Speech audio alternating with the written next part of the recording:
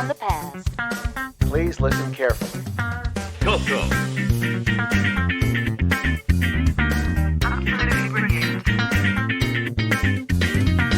Welcome to the CoCo Crew Podcast.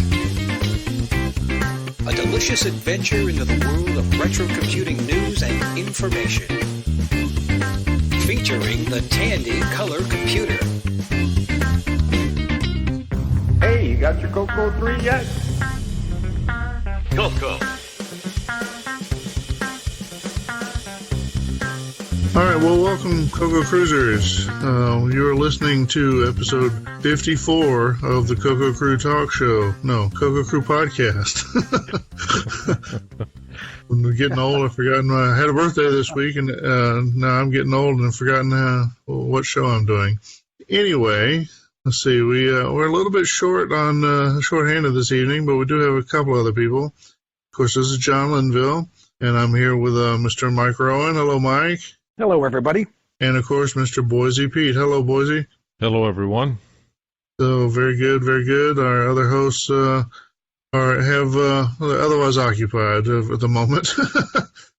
Ron and Neil had some other things going on, and they're going to not be joining us, at least for the main part of the episode. Anyway, time's ticking on. It's getting close to real Thanksgiving. That's for our Canadian listeners. Let's see. Looks like CoCo Fest is about 5 months away. So hopefully that's still going to be an event worth going to. Time will tell, I suppose. Definitely was looking forward to the new venue and not being in the basement. So that's a plus. And, of course, I'm assuming the Tandy Assembly is about 11 months away. Haven't seen an announcement on that. It's possible I've missed it. Mike, is there anything to announce there? Not yet.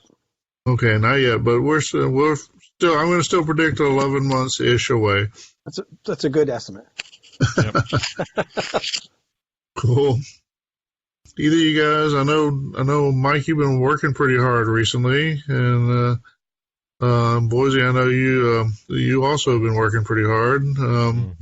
Either of you guys got any retro projects going on? Anything worth talking about? Not this month. Yeah, like I said, I've been slammed. Totally Slammed here, too. Yeah. I haven't got that much to report. It's certainly not much in CoCo projects. Like I said, it was my birthday recently. I took a few extra days off from work and was able to tackle some mostly soldering projects that have been laying around.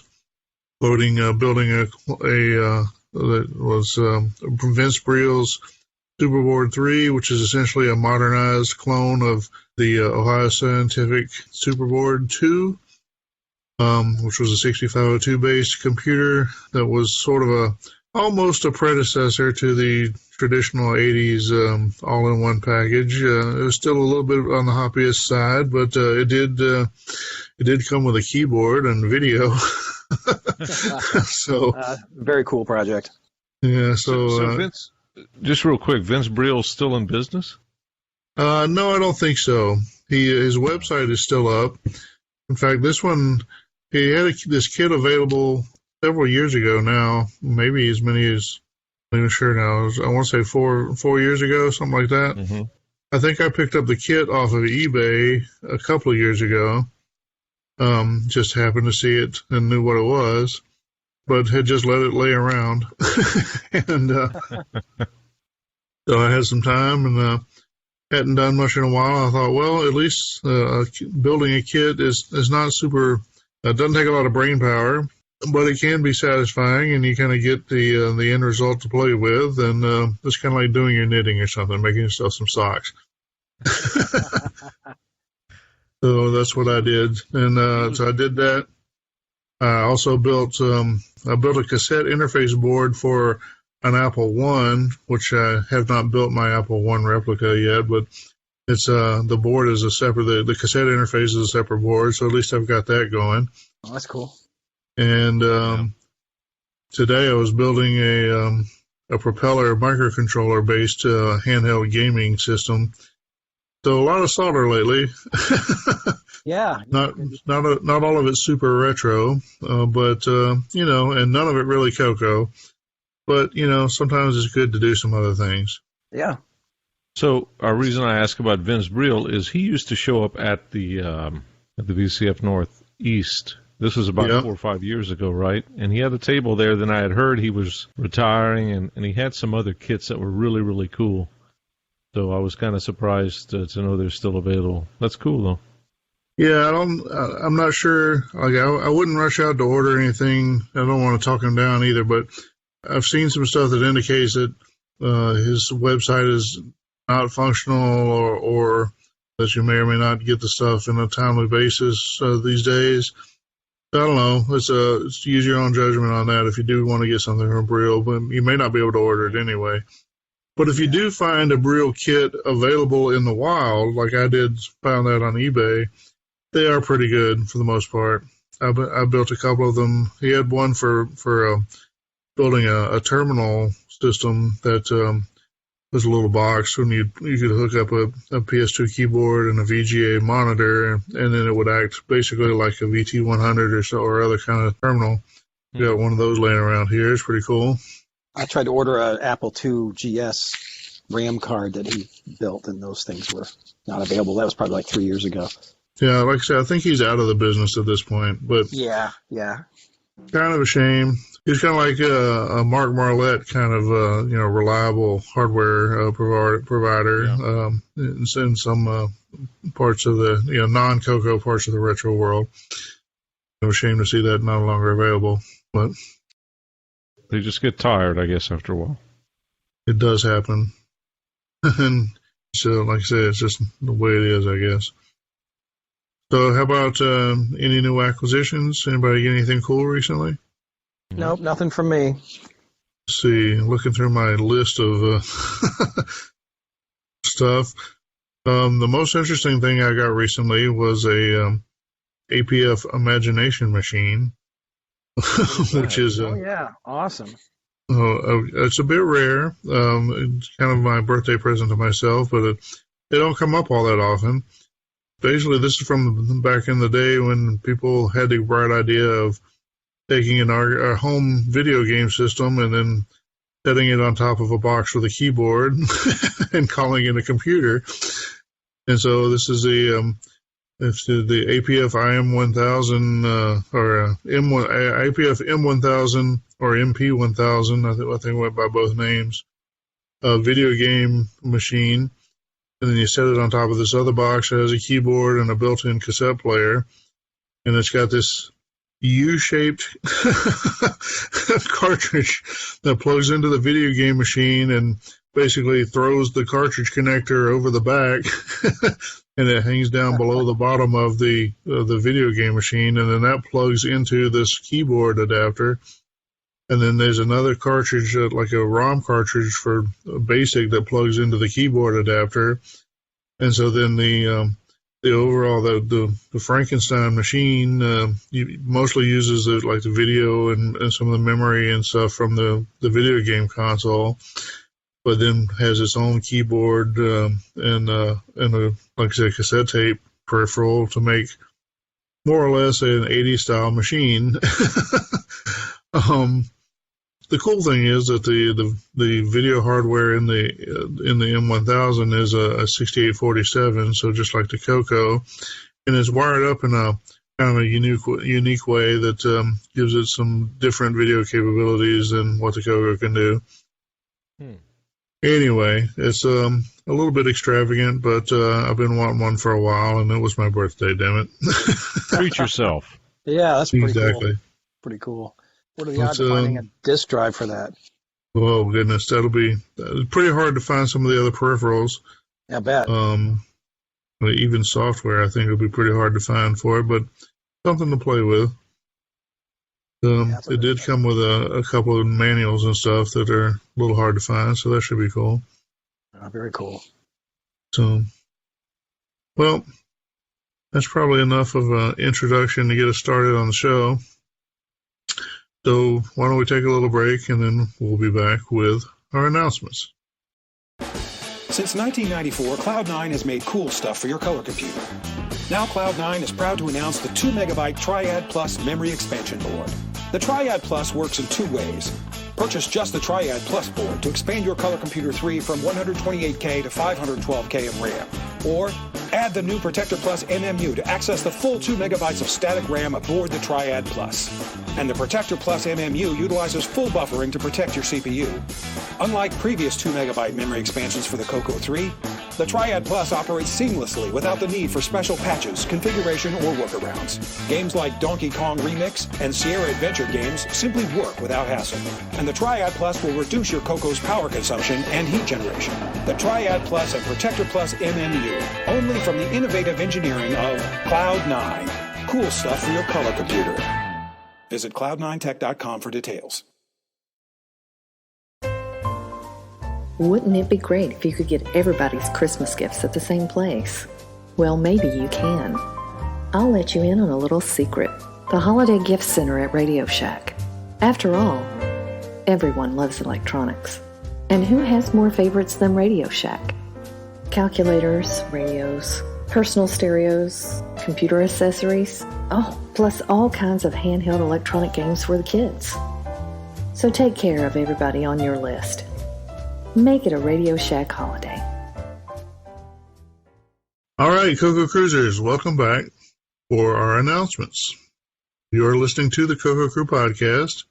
We are, of course, available on Twitter as at CoCo Crew Podcast. That's at CoCoCrewPodcast.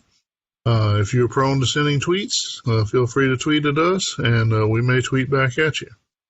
We're, of course, also available on Facebook with a Facebook page, the CoCo Crew Podcast. So come on in the Book of Faces, look for our page, and check us out, like the page, and you may get a little extra news or news a little earlier or all that sort of things, or just discussions of the podcast, hopefully without too many interruptions from the jealous mafia of other people out in the world. The CoCo Crew Podcast, of course, is a podcast, and so we are available on Apple Podcasts, formerly iTunes. We're also available on Google Play as regular downloadable podcasts. And, of course, we're available for streaming through Spotify, Stitcher, and, of course, the service TuneIn, which is the service that is used by Alexa. So if you were to say, Alexa, play CoCo Crew Podcast, and if you don't stumble on it like the way I just did, then your Alexa device might access TuneIn and play our podcast. For a while now, we've also been taking our audio podcasts and doing a little transformation on them to produce a relatively simple video feed. It's mostly just the audio feed with a animated voice waveform and a few static background pictures. But we've been taking those videos and making them available on YouTube. So feel free to check us out and look for us on YouTube if you prefer a video format. One advantage of the YouTube version is that YouTube will produce subtitles for the show. And so especially if you are not a native English speaker, I'm told that it can be helpful to have subtitles to help with listening to the show, especially with the various accents available. What do you think, Boise? I think that's great. Everyone should understand different accents. Excellent. The video episodes have been making their way to the CoCo TV channel on Roku. Last I checked, Roger was a little behind on getting the latest episodes out there, but maybe he'll catch up before long. And if you want us to be on CoCo TV with updated episodes, and I recommend you reach out and poke Roger. Let's see. We are a member of the Throwback Network. This is a list of retro-themed podcasts. Well, the retro-themed podcasts mostly are centered around 80s culture, shall we say. Some of them include technology podcasts. Some of them are other things like the Holiday Special podcast, for example, or the Greatest American Hero TV show. Anyway, if you're all caught up on the CoCo Crew Podcast and are looking for something else to listen to, then we recommend you check out the Throwback Network. Also, we are listed on the Game by Game Podcast Information Hub, This is also a list of similar podcasts or similarly themed podcasts. In this case, it's all related to technology, home computers from the 80s and video games and that sort of thing. So anyway, if you're caught up on the CoCo Crew podcast and looking for something else to listen to, then we recommend you check out the Game by Game Podcast Information Hub. Audio for the CoCo Crew podcast is hosted by Cyber Ears. If you have a need to host audio content on the internet, whether it's for your own podcast or perhaps recordings of your church services or the playbacks of your club meetings or what have you, then we recommend that you check out Cyber Ears, where you will get your audio on your terms. If you want to reach out to the hosts of the CoCo Crew podcast via email, we have a few addresses set up. The first three will, of course, reach all of the hosts. So we have show, SHOW, at CoCoCrew.org. That's CoCoCrew.org. We also have podcast, PODCAST, at CoCoCrew.org.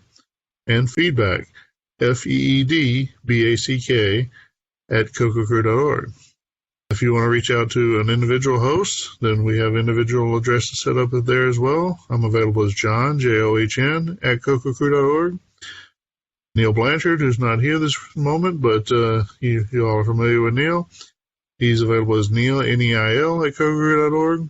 Mr. Rowan is available as Mike, MIKE, at CoCoCrew.org. Boise is BOISY, at CoCoCrew.org. And, of course, Ron Klein, also mysteriously absent at the moment, is Ron, RON, at CoCoCrew.org. All right. Well, those are our standard announcements. At this point, we usually like to tell you about upcoming events in the real world. Top of the list, coming up on December 7th, 2019, we have World of Commodore 2019. Check out the website, and if you can figure out where it is, somewhere in Toronto, Canada, just Saturday, the December 7th, 2019. Here's a good event. Go check it out. Coming up after the new year, actually into the spring, March 21st and 22nd of 2020, we have the Vintage Computer Festival Pacific Northwest. That will be held at the Living Computer Museum, Seattle, Washington, Saturday, March 21st and 22nd. So, again, it's a Vintage Computing Festival event. Great opportunity to see a lot of old computers and a lot of things still in action. Meet some other people with similar interests. If you're in the Pacific Northwest portion of the United States or, somewhere else near there, then we highly recommend that you find your way out to CF Pacific Northwest. All right, coming up in April 3rd through the 5th of 2020, we have the Midwest Gaming Classic. Friday, April 3rd through Sunday, April 5th at the Wisconsin Center. Looks like a cool event. A trade show featuring 150,000 square feet of retro and modern home video game consoles, pinball machines, arcade video games, tabletop RPGs, computers, tabletop board games, crane games, collectible card games, air hockey, and that's just the start. I think Ron is usually an advocate for this event. Well, it sounds like a cool thing to go to. So if you're up there in Ron's neck of the woods, I definitely recommend you check out the Midwest Gaming Classic. Coming up in April 18th and 19th of 2020, we have the 29th annual last Chicago CoCo Fest. This will be held at the Holiday Inn Elk Grove Village in Elk Grove Village, Illinois. This is the event that kind of started this podcast, brought us all together. It's a new location this year. Have been down in the basement in Lombard. And this year it's going to be out at ground level, at least, in a bigger venue. So I'm hoping for good things, hoping it's going to be a fun event. We'll see how turnout is, and then hoping for the best. Moving from April 18th and 19th to April 24th through 26th, we have the Vintage Computer Festival East, and that'll be Wall, New Jersey. It's a Vintage Computing Festival event. I think all of us have been to at least one of these. Pretty cool event. A lot of old computers of various genres and times. Probably the biggest concentration of like mini computers and that sort of thing that I've seen for most of these events. but also plenty of microcomputers and even a few bigger and older things. Yep. That'll be at the InfoWage Science Center in Wall, New Jersey, April 24th and 26th of 2020. In July 21st through 26th of 2020, we have, of course, Kansas Fest. This is the Apple II event. It's held at Rockhurst University. This is a big Apple II event. Geeks get together and hang out in the dorm rooms and talk Apple II stuff. It's a great event. Yeah, it's Apple II stuff, but they're nice folks. And, there's probably nothing else quite like it anywhere around. Registration, you probably want to be looking not long after the first of the year and for registration to be open. And if you want to go, you probably better move fast. That is the end of our event announcements. And so it's the end of our announcements for this show.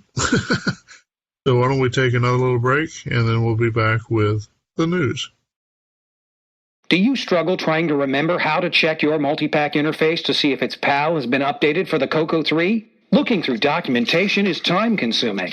List archives and search engines require so much typing and are just too complicated. And even if you find the correct pokes and peaks, you'll never write them down or remember them. But now there's the MPI tester from Romco. Just connect the MPI tester to any model of multipack. Power on the multipack and simply check the color of the status LED on the MPI tester. Blue means the MPI is unmodified. Green means the MPI has been upgraded for the Color Computer 3. Best of all, the MPI tester never requires batteries. It's perfect for home, camper, boat, and RVs. Get the MPI tester from Romco, a great Christmas gift for only $7.77. Available at Walgreens, Shoppers Drug Mart, Woolco Woolworth, Family Drug Centers, Osco Drug, Canadian Tire, McDonald's, Piggly Wiggly, Montgomery Ward, Sears Roebuck, Village Pantry, Burger King, Sandy's, Duane Reade, Kate Spade, The Church of Scientology, Five Guys, Baby Gap, Swizzles, 7-Eleven, Albertsons, participating Exxon stations, Beauregard's, Alma's Fried Chicken, ABC Liquors, Moon Pie General Stores, Whole Foods, Taco John's, Sherwin-Williams, and Goldblatt's. Fred. Yeah? Remember when I wanted to run the business on our color computer? Yeah. And you said it was too hard to move back and forth through all those different programs. Yeah. And you said all the software would cost $1,000. Yeah. Well, you want to hear something? No. VIP Library integrates all the applications we need, and guess who sells it? Tiny Tim. No, SD Enterprises. Swell. All 6 VIP applications are combined onto one disk. VIP Database, VIP Writer, VIP Spell, VIP Calc, Terminal, and Disk Zap. So we can do mail merge, finances, correspondence, all with VIP Library. Yeah? Yeah, and it's not $1,000. It's just $169.95. Wonderful. Finally, we'll have time to go see a movie. No. VIP Library, the only integrated application suite your CoCo will ever need. All right, CoCo Cruisers, now it's time for the news. First news item comes from Kieran McCarthy at the Register, and the headline is, Game Over, Atari VCS Architect Quits Project, Claims he hasn't been paid for 6 months. So for those of you not aware, so Atari VCS in this case is not the good old Atari that we all know and loved as kids, but this is the modern new machine that's Atari, or whatever's left of Atari, or whoever claims to be Atari these days, was going to bring forth as a competitor to run against, I guess, the PlayStation and Xbox and all that with a new machine. People have been pretty skeptical of this project. Some of that's just pure cynicism. Some of it may have been more well-informed than we thought. And now we've got this story that the main architect of the machine is quit and that he hasn't been paid. And, oh well, read it for yourself. But sounds like whatever signs of life there may have been for the new Atari console, there are a lot less than there were before. I wouldn't plan to have one under the Christmas tree. Let's put it that way. I was among the skeptics. Just seemed too good to be true. Tall order to make something competitive in this market. Yeah, well, I mean, there have been a few things. I thought they might could do something at least up to, I forget what it's called. There was that Android-based console a few years back that got a little play, but apparently they're not even going to get to that level. Oh, well, la vie. The next one is just it's a post from Chris Burke of Burke and Burke fame. He just says, I spy, but it's I space SPI, which is the acronym for Serial Peripheral Interface. He's got a couple of pictures on the oscilloscope connected somewhere. It's a little unclear just from looking immediately at the pictures, but what he appears to have is an SPI interface, master running on the CoCo that he is, using to talk to SPI hardware, in the real world. Not a lot of details. He has some more comments. I think I did a text segment maybe 6 months ago or more on serial interfaces, modern serial interfaces that can be used for, say, storage, and SPI was one of them. And so it's a master clock, the master system clocks the bus and is able to access hardware that has an appropriate interface to do whatever that hardware does. And quite often it's used for EEPROMs, but it can be used for networking interfaces and audio interfaces and all kinds of other things. So I don't know where Chris is going to take this. He likes to do some projects and show and kind of pioneer them a little bit. I don't know if that means he's going to do anything that you can buy. We'll see. But if you're interested in that, you want to keep your eyes open. It's just a real-time clock. That's it. Yeah, real-time clock, exactly. Then he'll stop, right? That's cool to see Chris getting active again in the community. Yeah, definitely. The next item I have, ASCII Dent. Very cool. An open-world sci-fi game with a design completely made by text characters. For those who have a background in the online BBS world from decades ago, or ASCII art in general, or if you've ever sat and watched that Star Wars as an ASCII file, yeah, this will be very reminiscent of it. But yeah, it's some sort of game, and like I said, all the artwork is composed of basically ASCII art with text characters grouped together to form meaningful graphical images. Pretty neat, kind of retro. I don't think it actually has any other meaningful ties to the past other than the inspiration for the artwork. But still pretty cool. If that kind of thing might appeal to you, then you should check it out. Yeah, definitely should check it out. Some of that, the animation you can do, the speed you can use characters with is stunning. Have so much going on at once. It's surprising. Yeah, it definitely is a helpful way to animate things if you can make it work for you. Then a lot less CPU intensive. Making useful graphics with it is the big challenge, but yeah, it's pretty cool. Moving on, C64 Turbo Assembler, 34-year-old bug found and fixed. This is a YouTuber for 8-Bit Show and Tell. This is a Commodore 64 thing. But basically, this person talks about having discovered a bug. If I recall, this one is when you enter a certain kind of data or a certain kind of instruction or arguments for a certain instruction, type them in one way and hit enter, and they would immediately show as something different. And so he kind of walks through the disassembled code and how to figure out how to fix a bug. I don't know, it's just things kind of cool. There's bound to be packages of software in the CoCo world that have these kind of little bugs, and that people, if they still use them, they've managed to train themselves around the bug, or somehow maybe they've even just missed something like this that's, kind of a specific situation to begin with. But if you do find one, maybe you could do something similar and figure out how to solve it. Good brain exercise, something to keep in mind. So, yeah, cool. Pretty cool. Okay, this one's from Sheldon McDonald. So Sheldon's acquired a number of PCBs for Game Master cartridges, and he's been doing a lot of stuff related to that, including developing his musical players for the software to access the hardware. His Game Master cartridge running QMIDI Studio Player. That's an update. Check it out, see what he's up to. He's pretty prolific there. I think in this one he talks some about his Y adapter for using, basically to use both joystick ports for one player to be able to have two action buttons on a CoCo 1 or 2. I think it's an admirable goal. I don't know. It's cool to see somebody playing with the CoCo stuff and doing some interesting things and sharing their work. So that's the cool part. So yeah, that's cool. I know he's been working on that for a while, so it's good to see him making progress. Yep, cool. This one is from Salvador Garcia, and he's letting us know about a free GIMP course at Udemy. GIMP, of course, is a open source graphics editor software, and some people use GIMP as ways to convert pictures for use on the CoCo. Well, sometimes just to look at them, or sometimes to use them in games or that sort of thing. Using GIMP to transform photos for whatever purpose. Useful information, so you may want to check that out. Give yourself some exposure to GIMP, and I think you'll be happy for it. So, check it out.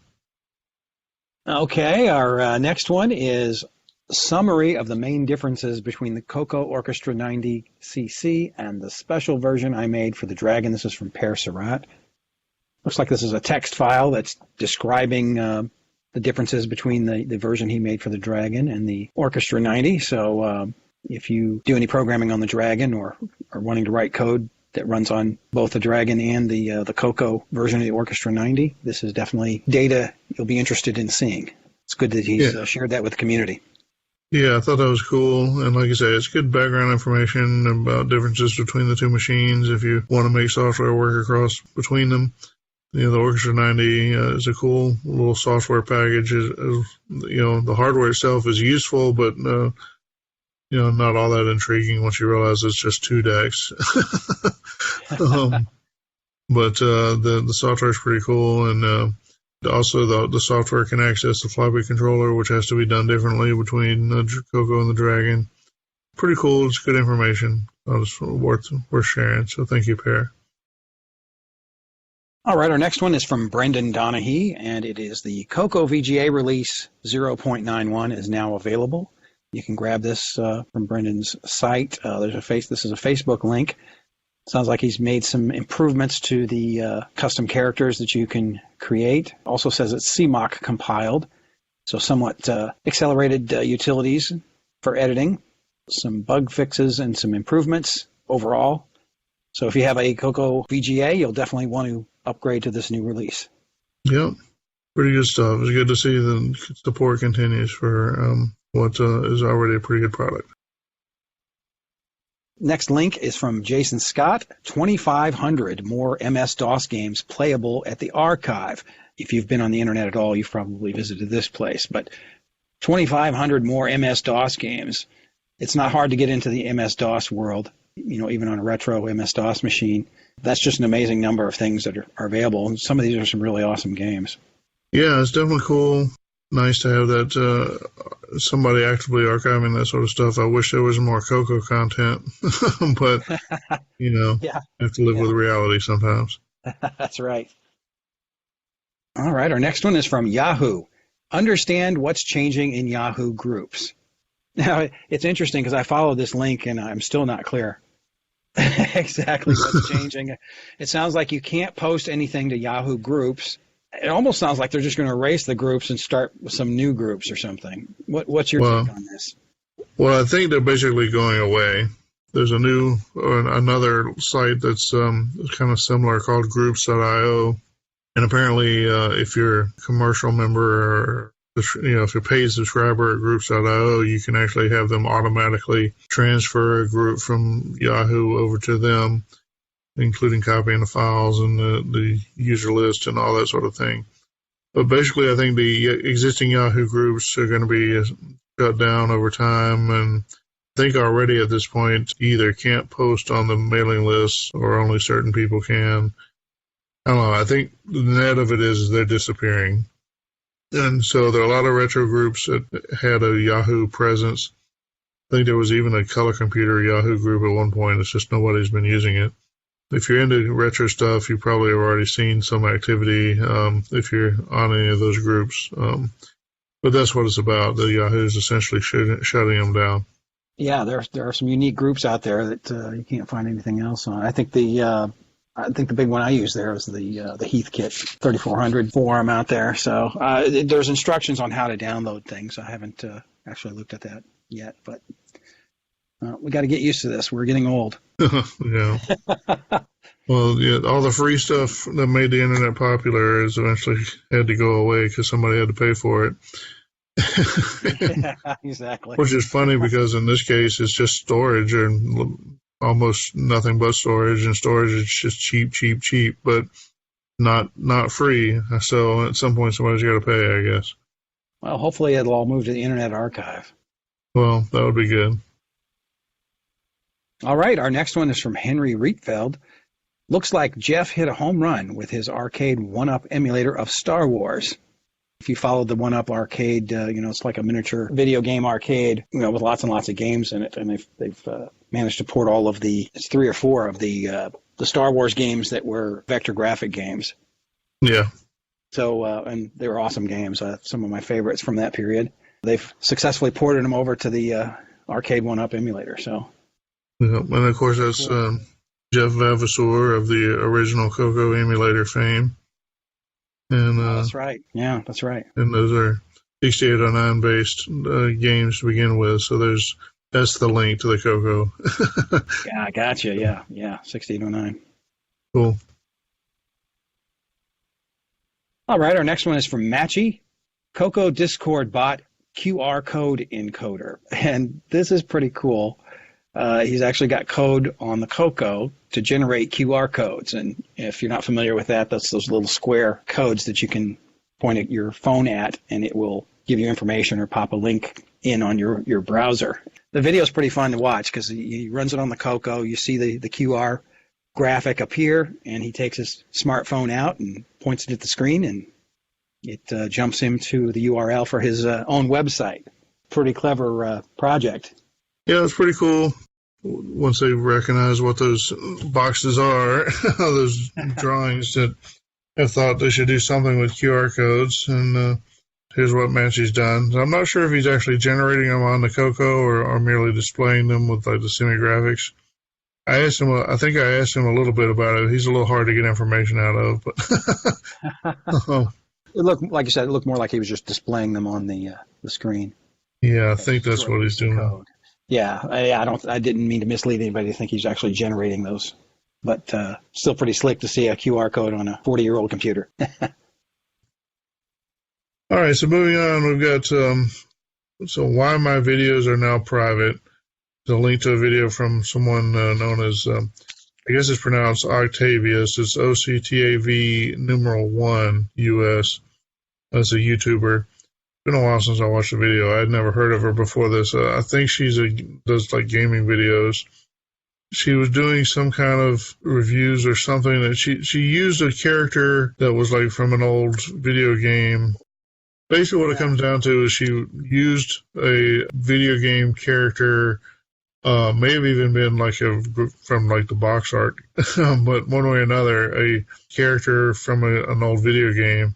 And she used it in something that I'm not even sure what she really did with it, but apparently whoever owns the rights to it took offense to what she did and pushed it pretty hard and was basically getting her shut down off of YouTube. And this is somebody who I guess is enough of a YouTube creator that she was making a chunk of money from her YouTube videos, and so then her livelihood was at risk or whatever. I mean, it's a lot of drama. But, some people might find it interesting to see the discussion and see that, some people really do take it pretty seriously when you mess with their old, what you call intellectual property. The law's on their side in many cases. And so you at least be careful before you do it and consider the consequences. I think this has been settled out by now, but it was pretty hot and heavy in some of my Twitter feeds a few weeks back. Check it out and watch what you do with other people's intellectual property is really the takeaway. Yeah. This was clearly somebody who was very upset because her livelihood was threatened, and I feel for her. Especially, you feel for her because she was joking around with an old character, just having some fun, and then blew up in her face. But still, you got to be careful sometimes. I didn't spend a ton of time looking at that, but it seems like this should have fallen under fair use. It really does. Yeah. But YouTube is a big algorithm-driven. Yeah. One person complains, and pretty soon, like you said, your livelihood and 500 of your videos are demonetized. That seems overly punitive. Yeah. Well, I thought, like I said, I kind of thought that it looks like a fair use-ish kind of thing to me, too. It wasn't totally clear, but, it may cost you more to defend that than you've got to do that, So absolutely. And those are the risks you take when you have your livelihood with a privately owned company like that. So, well, certainly true. Mm-hmm. New from Bumblebee Software, it's ColorSpeak, the easy-to-use color computer voice synthesizer. Greetings, everybody. I am a speech synthesizer. The ColorSpeak voice synthesis cartridge works with all color computers, 4K through 64K, and all versions of BASIC. That's because ColorSpeak has its own internal 2K of RAM, and all of the software required is stored on its own onboard ROM. Just plug it into your color computer, power up, and begin using ColorSpeak. ColorSpeak features text-to-speech mode, text-to-speech, phoneme mode, inflection mode, and spelling mode. From BASIC, simply assign a string of text to the talk $ variable and call the USR routine to speak it. How are you? ColorSpeak includes user manual, phoneme dictionary, cartridge pack, and demo tape. Just $169 from Bumblebee Software.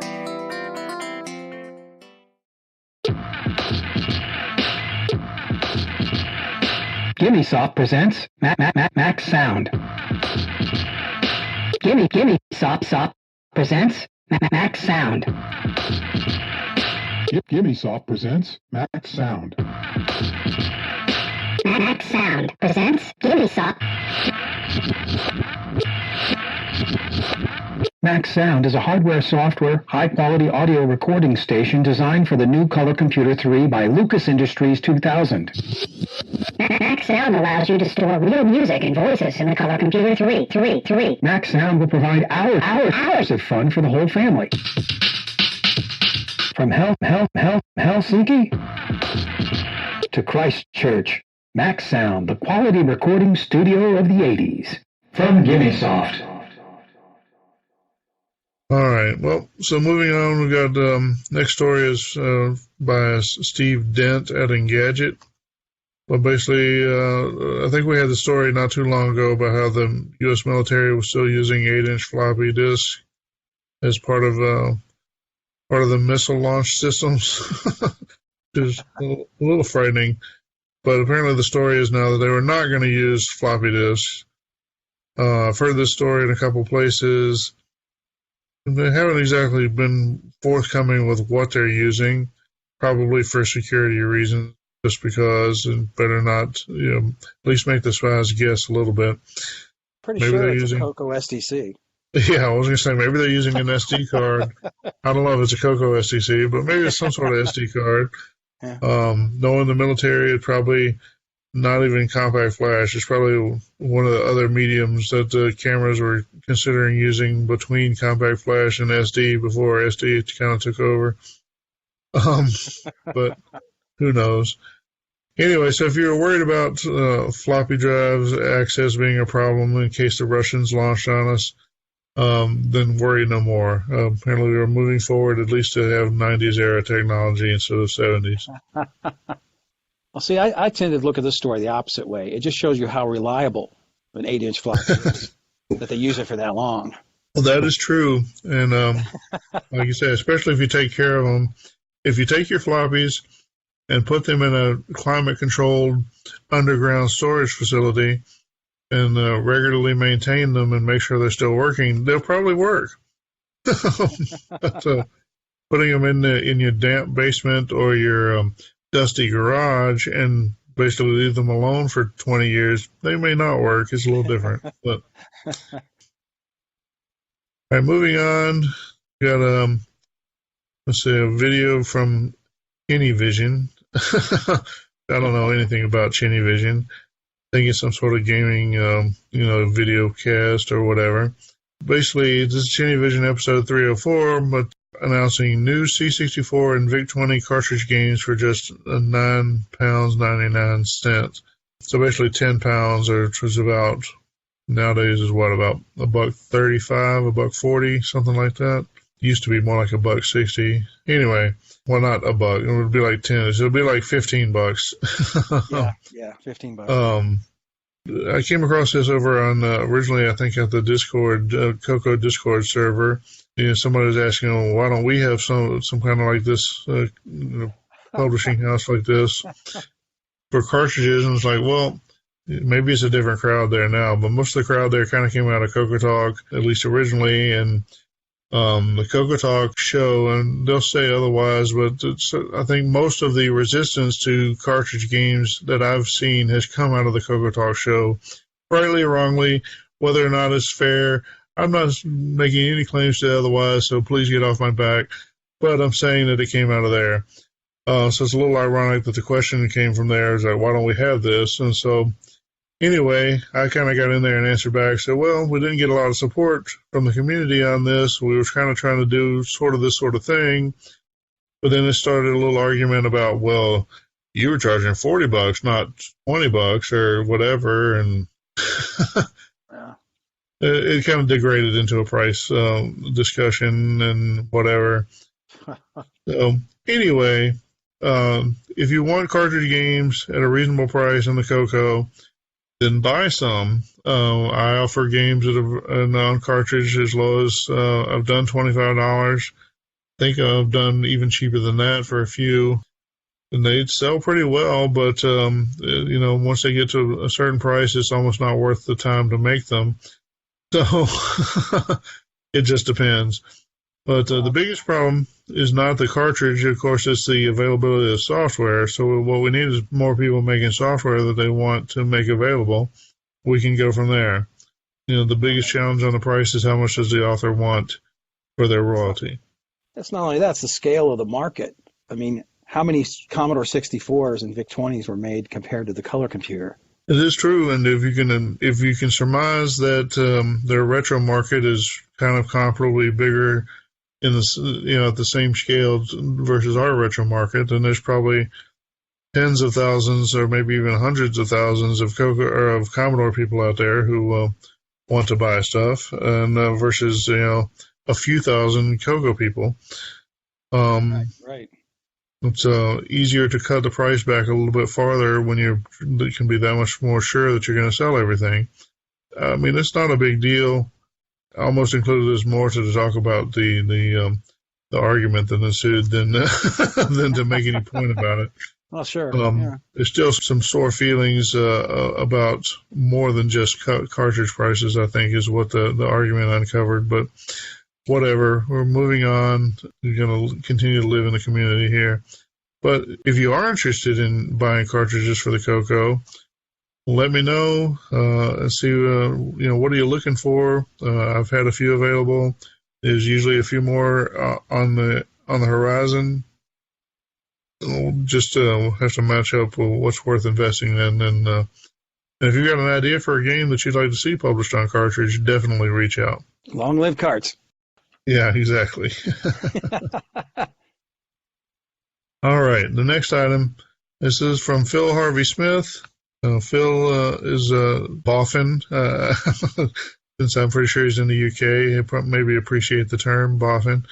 Tinkerer, whatever, in the Dragon world. Apparently a contributor to the firmware for Dragon MMC, which Dragon MMC is kind of like a Dragon version of the CoCo STC. He's announcing that he's just about to release his sources for the Dragon MMC firmware on GitHub. Apparently there's 3 parts, some 6809 source, there's CPLD source in Verilog, and there's source in C for an AVR microcontroller. And so he's asking how people would want to see that released on GitHub. This basically is different packages, or it's all one package together, or whatever. If you're interested in Dragon MMC and would like to see the source code, it sounds like it's at least going to be available or could be available. if you can't find it, or don't have the right format, then I would recommend you reach out to Phil. If for some reason you can't reach Phil, then send me a note and I'll see what I can do. See, our next item, I thought this was interesting. This comes to us by way of Henry Rietveld. So it says, let's use the X10 command console for the Aquarius home computer. And so it's like, what? Yeah. So I think cool. Most of us have seen the X10 controller for the CoCo, made available for the CoCo. Well, so there's a couple of X10 controllers. There's one originally made available for like the Model 3s, I guess, or Model 1s and 3s, which is a little bit different. But the one for the CoCo, it's white and it's white plastic with a black-ish label, I guess. And it's kind of got its own styling, which I never really thought that much about, but I kind of thought, well, it's sort of like the styling of the CoCo 2, but not really. But if you watch this video, you point out that if you put this X10 controller next to a Mattel Aquarius computer, well, then the styling is spot on. It looks like they look like they're made to go together. And then it turns out if you build a cable, you can connect from the cassette interface for the CoCo. The one that's on the device matches what's on the CoCo. You build a cable that then swaps the wires around to plug into the Mattel Aquarius cassette port. Turns out there's some software for the Mattel Aquarius to control an X10 controller, and this is the one it controls. And it looks almost exactly like the CoCo software. So the conjecture here is that this was actually originally built as a peripheral for the Aquarius, and somehow it got repurposed out and sold to Tandy or whatever and repurposed as a CoCo peripheral. And I don't know how much more research there is on that. I probably would like to dig in on that. Might should reach out to Mr. Rietveld, see what else he has. But definitely an interesting little find there. Definitely. I mean, and the software it looks dead on like the CoCo version. Yeah, so that was really neat, and I was really excited to see that. And I happen to have an Aquarius. I have 3. Actually, I might have 4 of them. Which I never really wanted, but somehow I managed to pick them up. I think I put 2 of them too close together, and then it ended up with more. Anyway, maybe that'll be the next podcast, is the Mattel Aquarius podcast. There you go. We'll see. This one hasn't quite blown apart yet. But No, it's going to be the Imagination Machine. Oh, well, there you go. At least that's a Motorola processor, right? Right. That's, all right, well, moving on. So this is from Vintage is the New Old. Author is Paulo Garcia. After 35 years, the TRS-8 color computer will get a faithful port of the classic game, The Oregon Trail. So many people are familiar with the Oregon Trail. Apparently it was a staple in many elementary schools. Somehow it missed me. I don't know why that is. I think it was maybe it just came out or became popular a little after my time, one way or another. That's definitely very popular, particularly on the Apple II. So in the era when Apple IIs ruled the schools, this was definitely a popular game amongst that crowd. So basically, the Oregon Trail is about Manifest Destiny and the migration west, and the cowboys and fighting the natives, all that kind of politically correct stuff these days. We got Paul Shoemaker doing a port. I think he's taking some of the original artwork from the Apple II. The Apple II did color in a way that's similar to the P-Mode 4 artifacting colors. You have to change the binary data a little bit, but it's going to look similar on the screen. The Apple II had access to both a red, blue, and a green, purple, whereas the P-Mode 4, you only get the red and blue colors along with black and white. But I guess the Apple II could do a version that only used the red and blue as well. So I guess he's basing his work on that. Pretty cool. The artwork definitely seems to come over basically perfectly. Yeah. I think he let's see, he's got some kind of Apple Basic code that he's using as a source for some of the porting. Then he's switching it over to, so AppleSoft Basic is a Microsoft Basic, and so porting from AppleSoft to Color Basic should not be too much of a stretch. It's not exactly the same, but should be widely similar. So hopefully he'll be able to put together a complete game and have something cool to share with us. It looks pretty good so far. Looks great. I was always surprised they never ported that to the CoCo 3. Yeah, I'm a little surprised myself. I'm not sure why that is, but yeah, who knows? If only we could go back in the past and figure some of these things out, that'd be a cool pastime. It's been worth the 35-year wait. Yeah, definitely. All right, our next one is from friend of the show, Jim Gary. It's Tim Hartnell's Stronghold of the Dwarven Lords. So this is another game port by Jim Gary. Definitely check it out. Yeah, definitely. Jim always up to his old tricks, shall we say? If you got an MC10, do not complain about lack of software. Exactly. If you're holding a door open with your MC10, you're wasting it. Let's put it that way. Yeah, definitely. Time to learn with CoCo House Rock. Hey, how can I store a list of words in my color computer? Well, it's easy. Ask any lawyer or barrister, maybe your boss or a manager. When you have a sequence of characters, they form a string. Tell me more. Easy to spot in a basic line. Variable names denoted with a $sign. An array of bytes that get defined, they form a string. I see. They can contain letters and numbers and even special characters.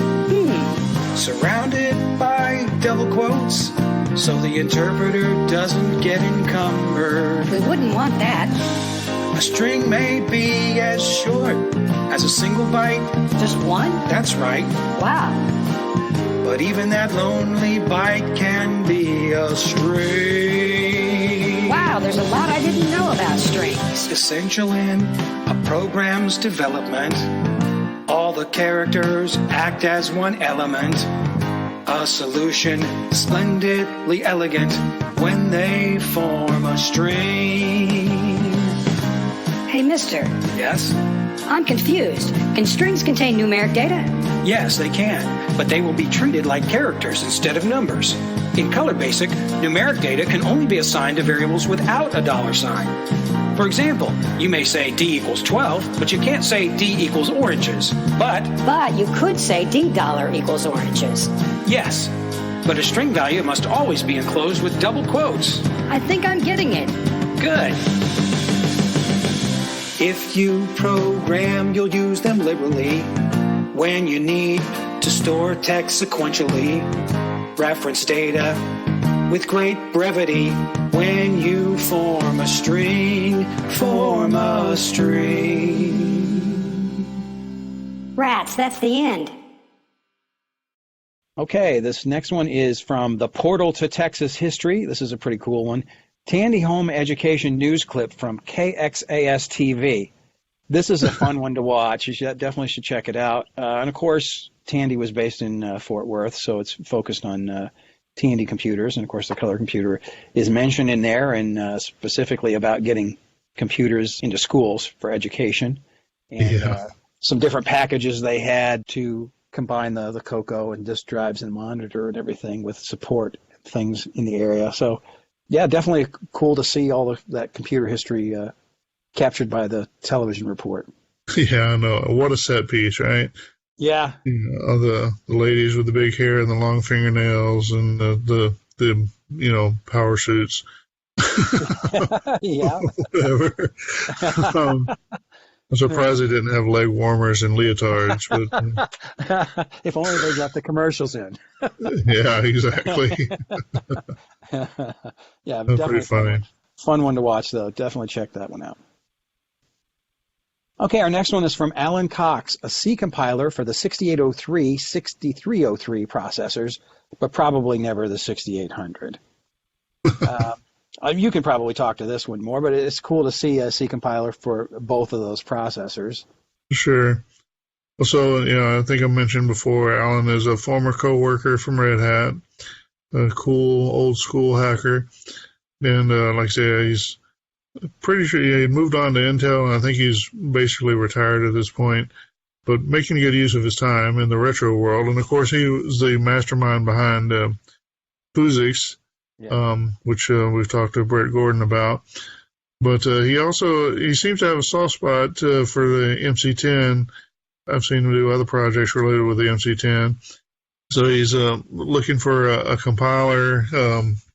It looks like he's going to take it's a 6502 C compiler, CC65, and port it over to target these these processors. And then he throws in there probably never the 6800. It's probably because he's trying to head off somebody asking a question. The 6803 is similar to the 6800 with some extended instructions. Of course, the extended instructions basically take the 6800 from being barely usable to being fairly usable. And so targeting the 6803 or 6303 is one thing, but going all the way back to the 6800 may just be a bridge too far. Anyway, he's got a Git repository. Looks like he's made some comments within the past couple of weeks, or updates. So we'll see where he gets with it. The CC65 is a pretty mature compiler. It could be a good base. I'm not sure. I have no idea what the code generator looks like there and how easily it's adaptable to the 6800 or 6803. Seems reasonable. It'd be cool to have a compiler in that family. As some of you might remember, I had worked in the past a bit on doing a basic compiler for the 6803, and it's still on the back burner. I'd like to get back to it at some point, probably will, but it's not doing anything right now. So, anyway. We hope you get some free time soon. That'd be cool. All right, our next one is from Simon Jonathan. Just a little something I've been tinkering with for a while in the shadows. Looks like this is on Facebook. It looks like he's got a demo of horizontal scrolling, which is pretty smooth. That's pretty much all the demo is, but he's got all kinds of textured tiles and things on there. So looks like he's up to something with horizontal scrolling. Yeah, it's pretty cool. Looks almost like a Mario game. Mm-hmm. Definitely I've encouraged Simon to do a game at some point. He's big on doing the demo style of coding, and which is cool and fun to watch and cool to think about a computer doing those things. But I think a game would be a very suitable use of his talents. So. Yeah, he definitely has the skills for it. It'd be cool. All right, our next one is from Soren Rogue. This emulator implements an OS 9 Level 1 operating system with 2 terminals, a printer, and a 6 gigabyte hard disk.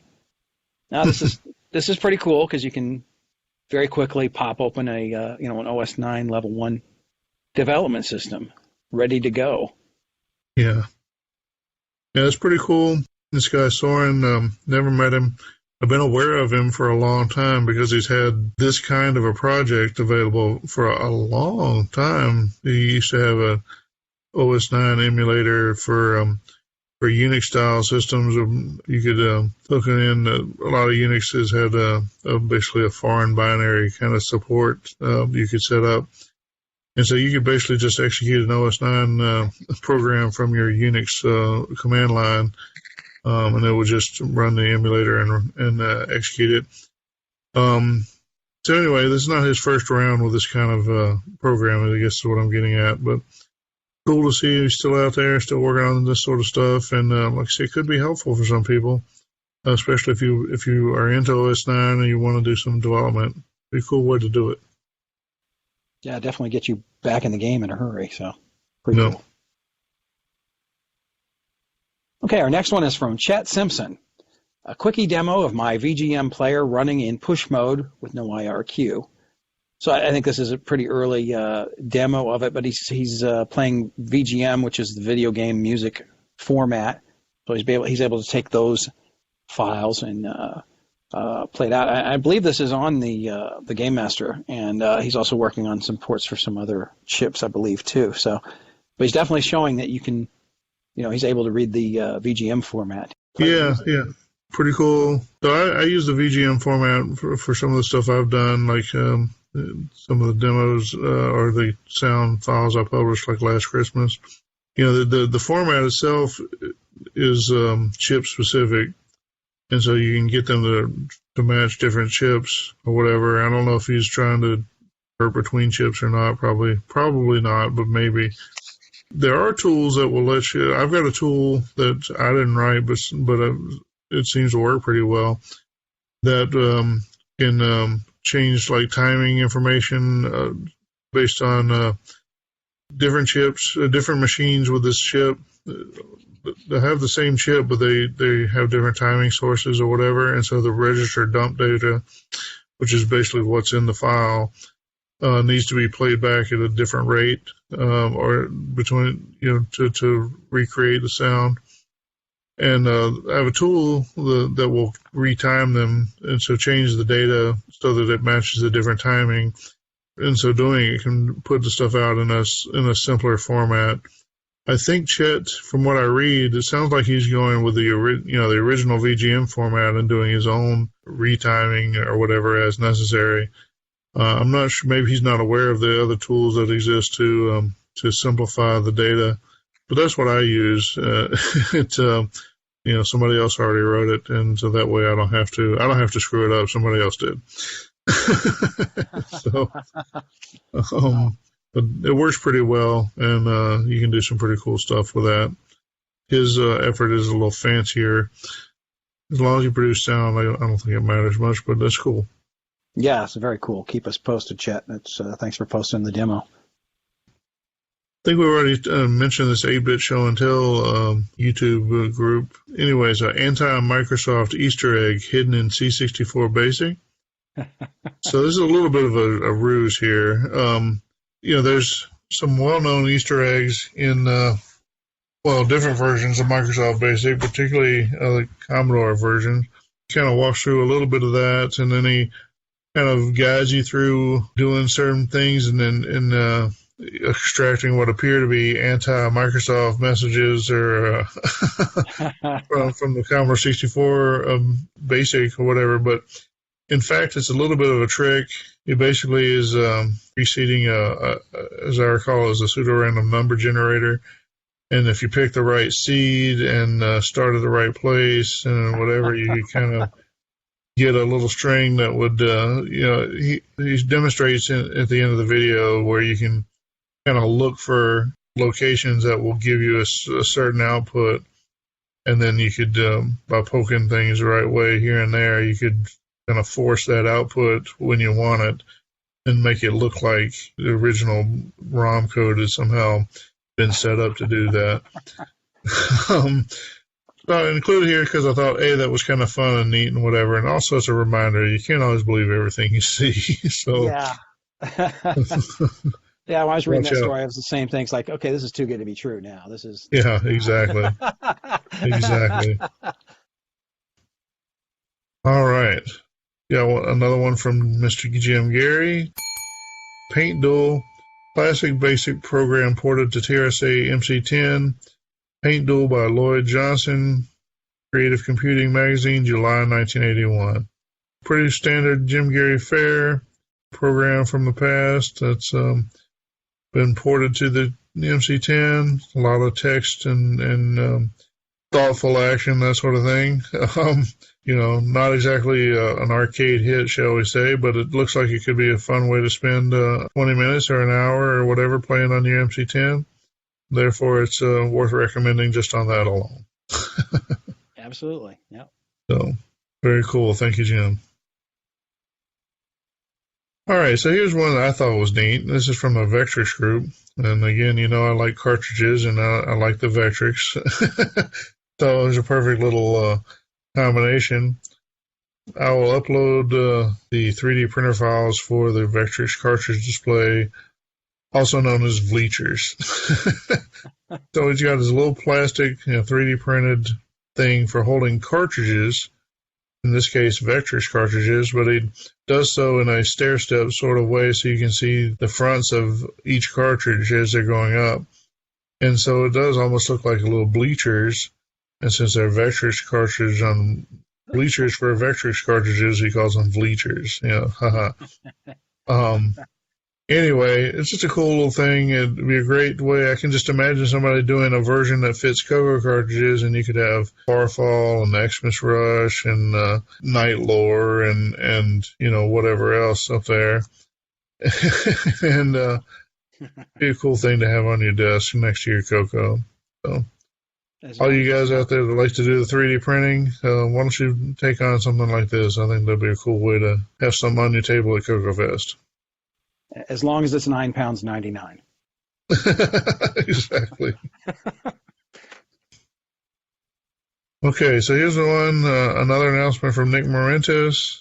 Gunstar blog, Chapter 22, Countdown to Completion. This is simply a progress update as Gunstar approaches completion. Anticipates the completion of all coding before the end of December 2019. Game will then undergo a game testing phase by a select group of people of varying skill levels, with a target released by CoCo Fest in 2020. Go to CoCo Fest in 2020 and maybe pick up Gunstar. It doesn't quite say that, but maybe you'll be able to see it playing somewhere at least. I think that's his goal, is to announce it by CoCo Fest. So there you go. I just wish it played that thrashing metal music he's got in his video. He could have had it playing music. He just he got a little touch of Not a Minute Here or something like that. All right, the next one. This is from L. Curtis Boyle. This is kind of neat. He's gone on to do several of these, which is pretty cool. But there's 6309 enhanced versions of the games Color Car Action, Touchstone, Gantlet. And so basically he's got these games that are written for standard CoCo 102 or TDP 100, probably a Dragon as well. He's gone through them and rewritten sections of them to make use of the 6309. So, for a long time we kind of puzzled over the people that were putting 6309s into their CoCo 1s or 2s. I still think it's a little weird, questionable thing to do. But with these games in place, you at least do have some software that will take advantage of it.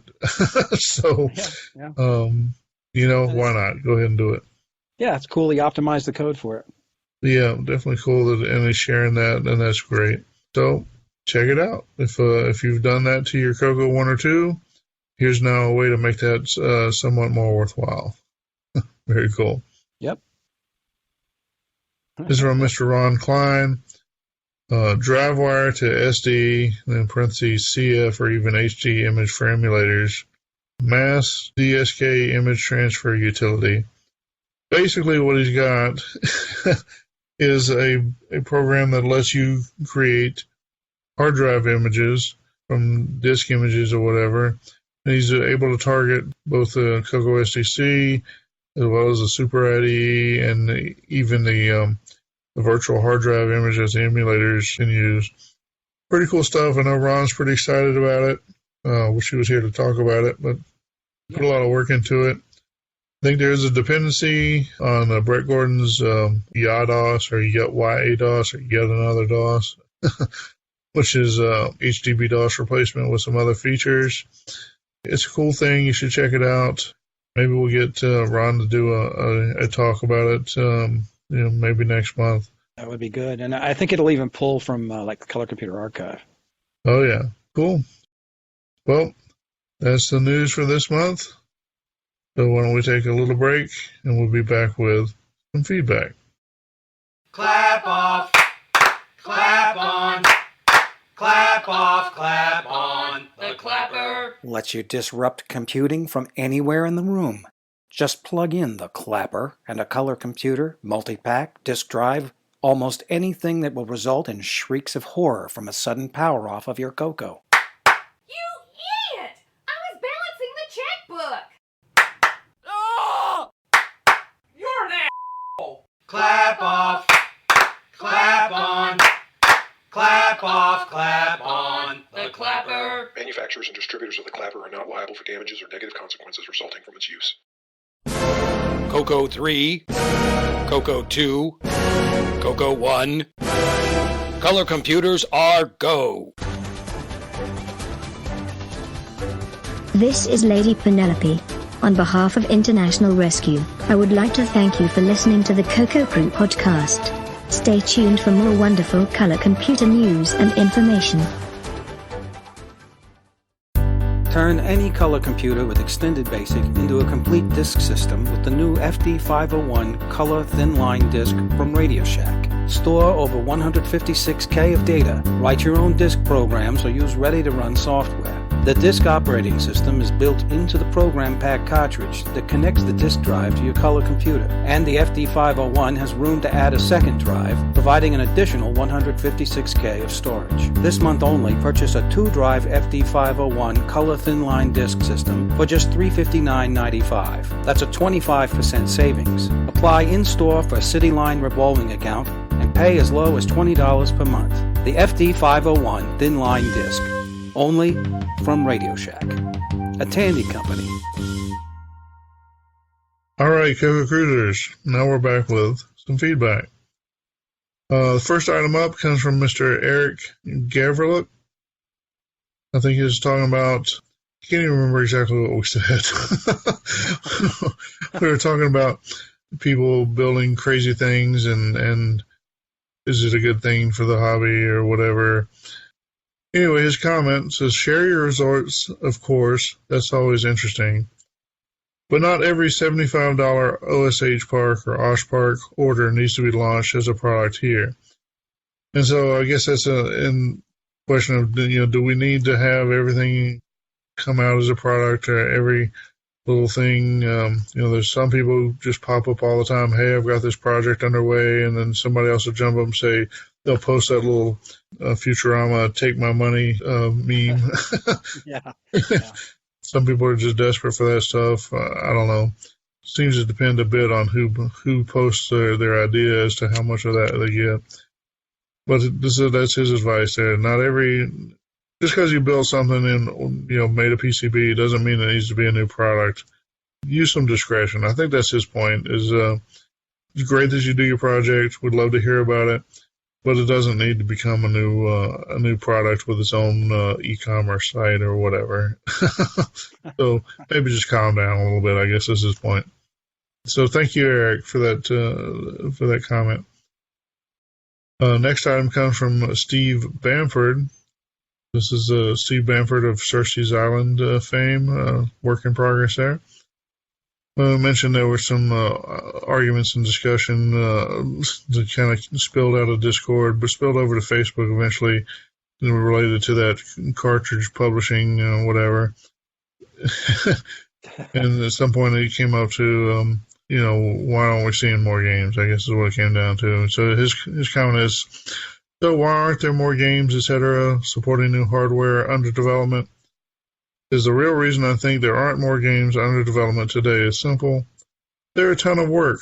Well, there you go. Exactly. Isn't that the thing? We're all working on this stuff for a hobby. There's not that much money to be made out of any of this, despite what anybody thinks. And, even if you think I'm raping the world, charging $40 for a cartridge, I assure you there's not that much money to be made in that. And, there's only so many of these things that get sold or whatever. That's kind of the answer to it. It's like, well, why don't we have £9.99 cartridges? I'm like, you're right. We would love that. Get on it. Yeah, exactly. It's like, well, gas is so darn expensive. Well, go in your backyard and make a gallon of gas, and then we'll talk. Oh, that's exactly right.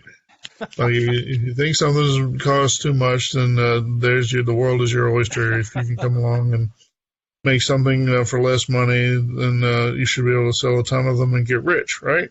And don't we all want that? All right, thank you, Steve. I definitely think, as simple as that explanation is, I think it's very insightful. So they're a ton of work. Yeah. All right, so moving on, got a comment over at archive.worldofdragon.org from Mr. Alistair. That's his first name. I'm not sure what Alistair's last name is. Anyway, Alistair, I'm sure you know who you are. Heard me reference that I purchased Leggett for the Dragon last month, I think. That Leggett was done by a company called Imagine. And he tells me, you may be interested in the 1984 TV documentary about Imagine, the company that published Leggett.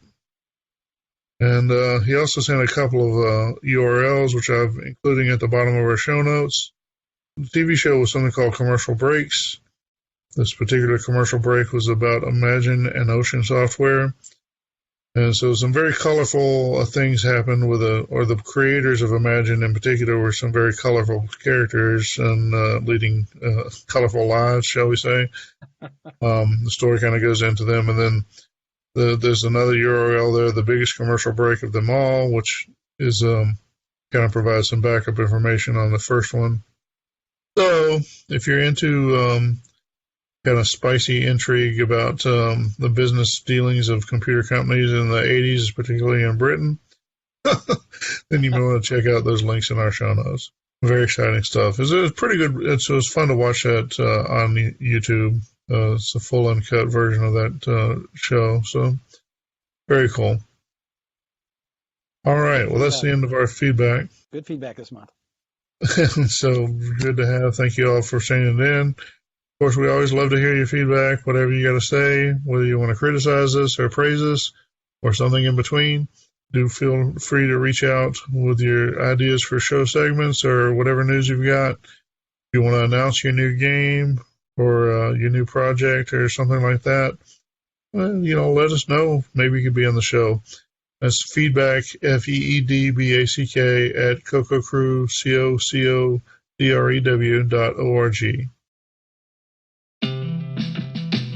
The Dragon microcomputer was launched in the UK last year. Since then, we have developed a knowledge and mastery of the machine's capabilities. You can benefit from our experience by subscribing to Dragon User, which is expanding its coverage to include all US developments. Each issue of Dragon User contains reviews of the latest software, programming advice for beginners, hardware projects, program listings for games and utilities, reviews of Dragon peripherals, technical advisory service, programming articles for users. Dragon User is only $29.95 for 12 issues, airspeeded to US and Canada. Make the most of your new Dragon microcomputer with Dragon User, the international independent magazine for Dragon owners.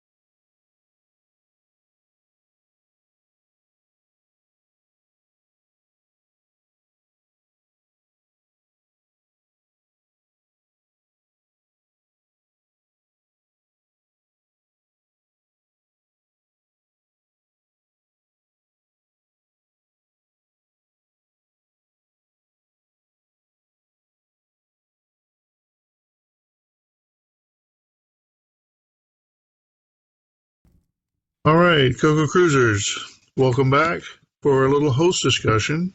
Like I said, we're a little short-handed, but we have enough people here. I think we can toss around an idea or two. So we've got one that's been on our back burner for a little while, but we thought we'd dig it out.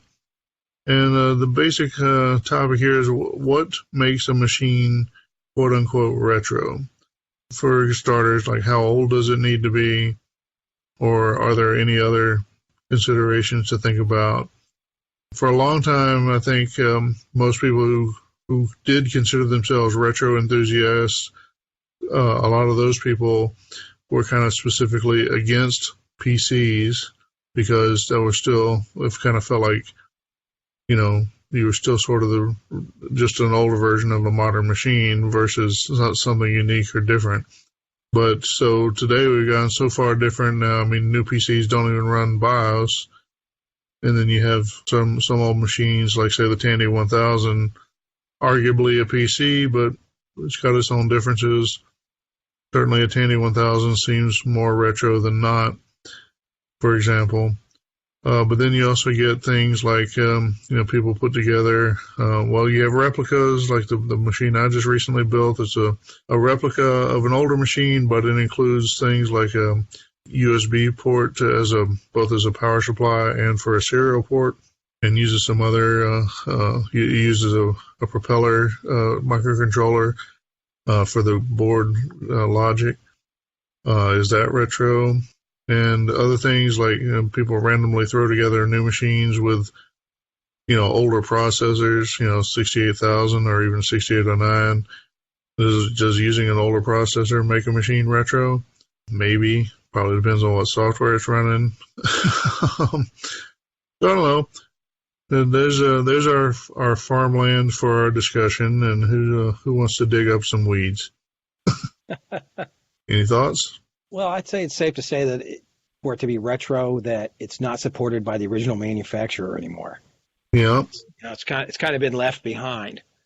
And then, I guess it goes the opposite. I mean, would you consider someone building an ENIAC to be retro, or is that just too far, too far back? Well, you're right. That would be, like you say, that'd be like building an antique.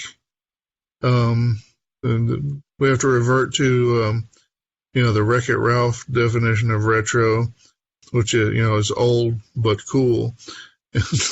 So, is an ENIAC cool just because it's old? I'm sure some people do think it's cool, or would, but I don't know how widespread that would be. But it is a good point. If something's an exact replica, built from the original designs, or so here's one. I guess I've got an unbuilt Heathkit for an ET3400, I think is what it's called. But, when I build that, I mean, I guess that's retro just because it actually is original stuff. But if somebody had reproduced the board, for example, and all the same parts, would that be equally retro? I don't know. Maybe it doesn't matter, but I think it would be, because even though you're using newer technology, even like the propeller-based thing you were talking about, it still delivers the same or similar kind of user experience as the original. Right. Just like your superboard, that's going to behave like, yes, you're taking shortcuts. You've got modern things like, flash storage and that kind of thing, but those are useful, but the actual programming experience, et cetera, is going to be the same as the original. Yeah, I would think that's probably a big thing right there, is what is the tie to the past? Yeah. If you're typing the same keystrokes that you would have typed in the past, that's a big chunk of the retro experience for sure. I'd go as far as to say that running emulators like a MAME or any of those emulators is retro as well, even though you're running it on a modern machine. You're still using the same commands that you would on the actual computer. Yeah, definitely. If you're running, like you say, a faithful, the original software or something with only minimal modifications to make it work, then that's probably true. If you were to boot up, if somebody were to write a OS2 work-alike that ran on the Z80, and you could boot it up on your emulated TRS-80 Model 4, would that still be retro or not? Sounds incestuous. Yeah. It would definitely be retro. Maybe equally useful as retro stuff. Yeah. Well, that's I think. Do we have I can't remember. Was it this time or the last time? We had that Armageddon OS, or I forget what it's called. Where somebody was writing an OS for Z80 microprocessors, under the notion that, if we had a catastrophic event, that you'd still be able to salvage enough Z80s to build working computers and run this on it. So is that a retro experience? I don't know.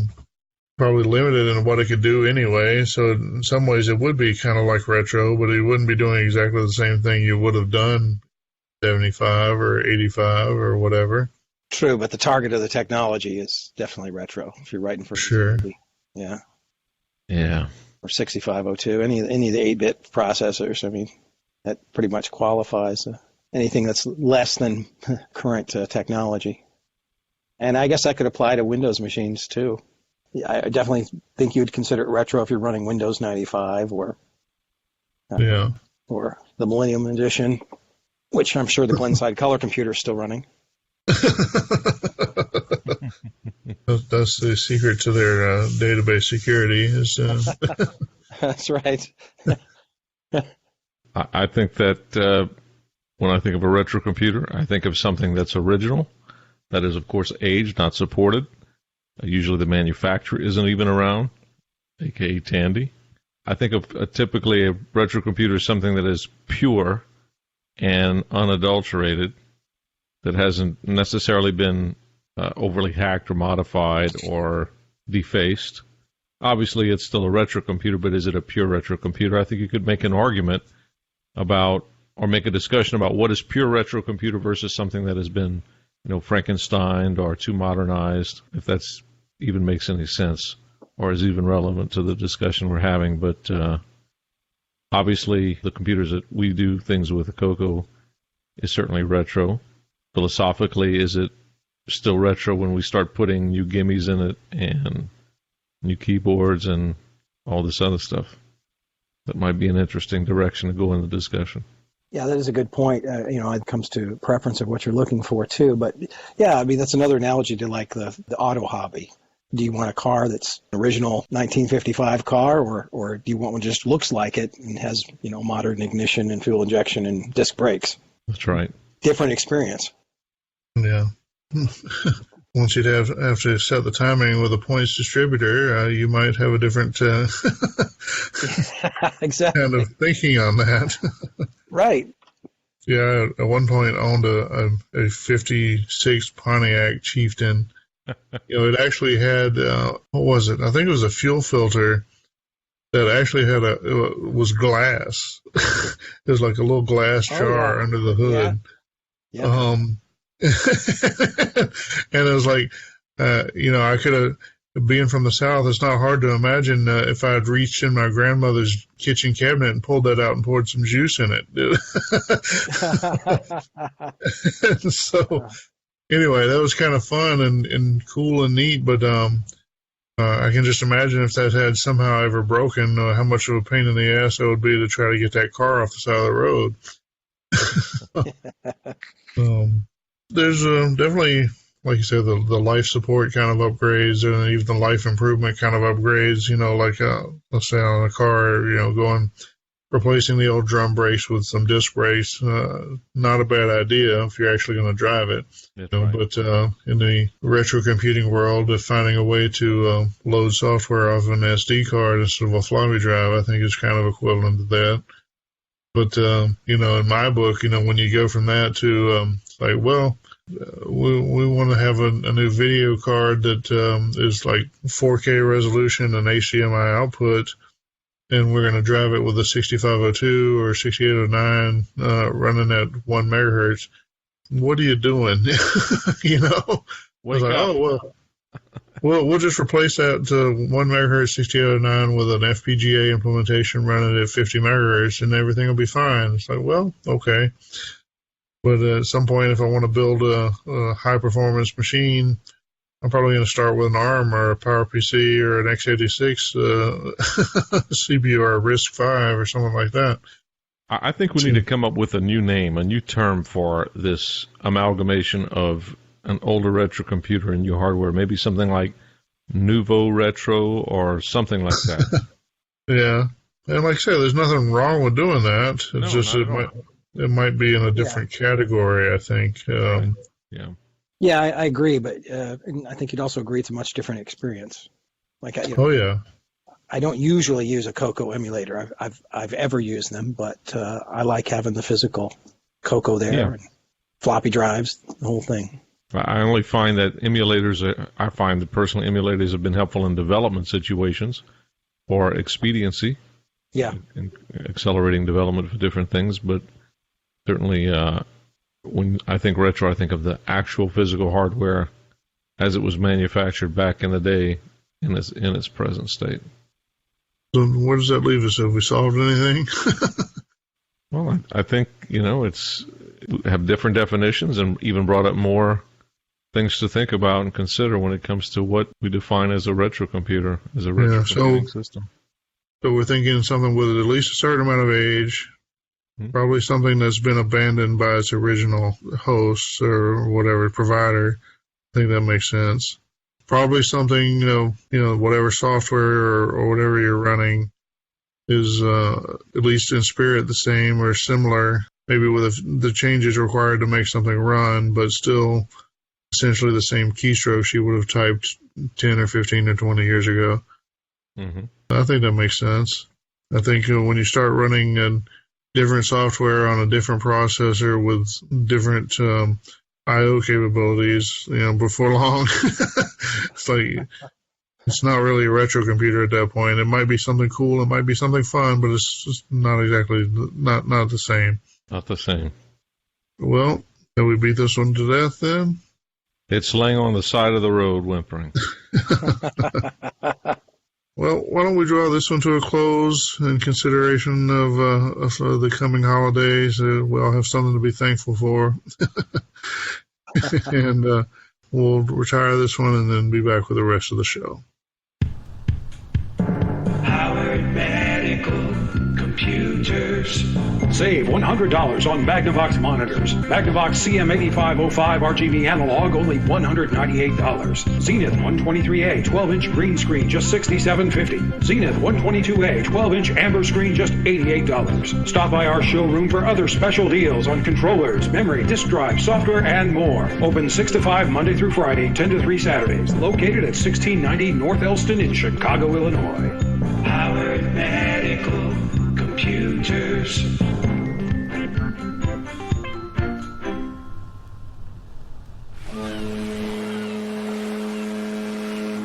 Royal Danish celebrity Lutonia Cruise Lines is proud to bring you the ultimate CoCo Cruise.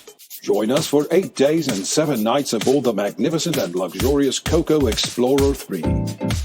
Embarkation from beautiful Punta Loyola, Argentina. While aboard, enjoy the 24-hour computer show floor. The 7-night sailing will welcome special guests William Barton Jr., Forrest Mims III, and Stephen Disney. On day 2, get your cameras ready for a brief exploration of the mysterious Calixto Island. On days 3 and 4, the spectacular Lonnie Falkland Islands. Spend your days exploring the beaches and mountains, or just stay aboard and continue non-stop computing. Each evening is culminated by capturing your choice of exotic wildlife and presenting them to our 5-star master chefs, who will prepare and serve them in a glorious CoCo Fest-style barbecue feast. Spend the remaining days at sea, programming, game playing, or discussing the CoCo with friends. Fares start at just $34.60 for an inside cabin. It's not just a cruise, it's a CoCo cruise. Call your travel professional. Visit RoyalDanishCelebrityLutonia.com. Ship registry, Lutonia, Milos, Panama, Luxembourg. Welcome to another edition of Neil's Corner. This is Mike Rowan, filling in for Neil. This month I'm doing a review of an interesting CoCo 1 and 2 game written by Steve Hartford and distributed by Computerware way back in 1984. The game is called Star Trader, and it combines some really interesting elements that make the gameplay unique. The premise of the game is that you are the captain of a spacefaring cargo vessel. The way that you make money is by trading cargo and hauling it from solar system to solar system. To win the game, you have to earn 1,000 credits. That sounds pretty simple, but the life of a spaceship captain isn't easy. You have to find cargo to haul so that you can earn credits. And once your cargo is aboard, there's a deadline for its delivery. It needs to be delivered by a certain time. To make matters even more complicated, pirates are a constant threat. And don't forget that your ship uses fuel, and you have to keep your lasers and warp drive in working order. Pirate attacks can wear your ship down in a hurry. Thankfully, there are starports where you can get your ship repaired, clean your fuel cells, and recharge your lasers. But none of these services and supplies are free. You'll need plenty of credits to keep your ship going. You also need to worry about your reputation in this game. For example, do you deliver your cargo on time or are you often late? Do you take on pirates before they attack you? You also have opportunities to steal cargo or sell your cargo illegally on the street, which can be very lucrative unless you're caught. And will this choice give you the reputation of a resourceful, crafty, get-it-done pilot or mark you as a shifty captain that can't be trusted? This game operates in real time. If you just sit and do nothing, your ship burns energy and fuel. Your cargo is expected by a certain time. If you just sit there, time passes and impacts your reputation and earning power. But in addition to strategy, there's a shoot-'em-up element to the game that requires you to get your enemies into crosshairs and zap them. The screen is broken into 3 different areas.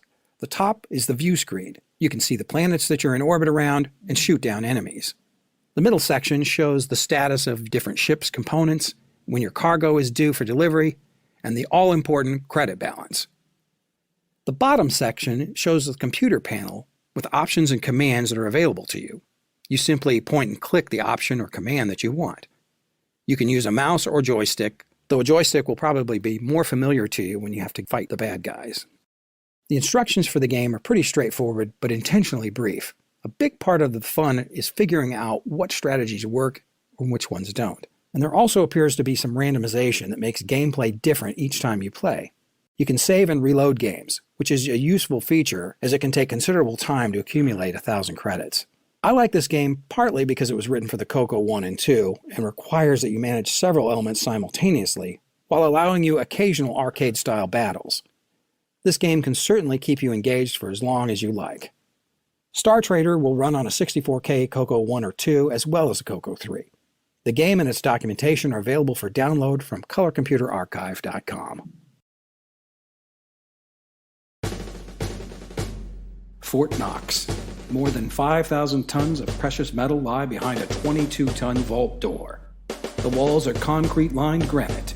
There are armed guards, fences, tanks, and Apache helicopters to deter any unwanted entry. Stealing gold from Fort Knox is virtually impossible. But how do you protect? Toilet paper? It's Color Outhouse, an outrageous game for the Tandy color computer. Thieves are sneaking into your outhouse to steal toilet paper. You must protect your outhouse from above in your very own flying saucer. Keeping these tissue bandits at bay is only part of the problem. The sky is filled with other deadly unfriendlies. Do you have the skill to keep your roles intact? Color Outhouse. Distributed by Computer Shack. 32K required. Well, that wraps up episode 54. Thanks to John Linville for collecting another great set of news items this month, and thanks to Boise Pete for sitting in on the host discussion. Last but not least, thanks to you, all of our listeners. We enjoy and appreciate your support and feedback. The main purpose of this podcast is to promote interest and enjoyment of the color computer hobby in all of its various forms, CoCo, Dragon, and MC10. We look forward to seeing you again next month. Until then, enjoy using your color computer and long live CoCo. It's a blast from the past. Please listen carefully. CoCo.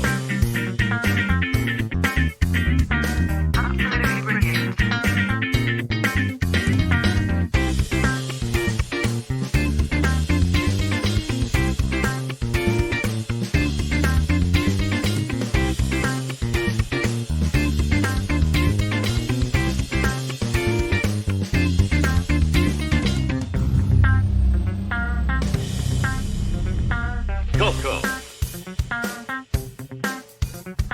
CoCo. CoCo.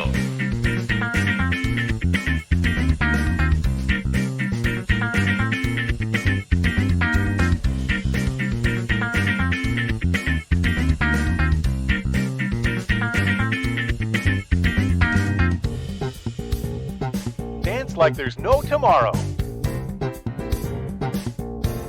What is this crazy rock and roll music anyway? It's a blast from the past. Dance, dance, dance. Dance, dance, dance.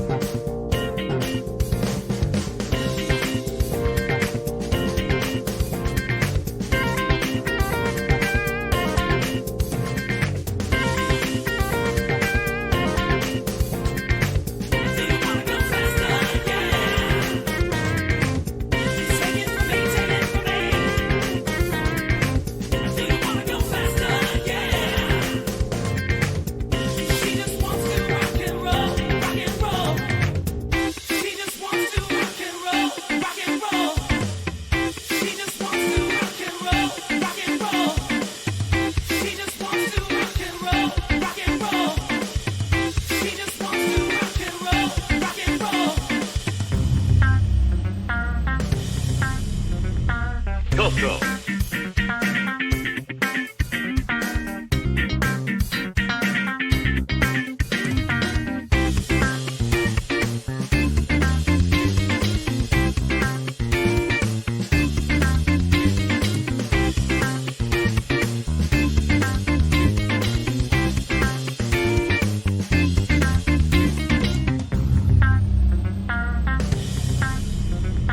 CoCo.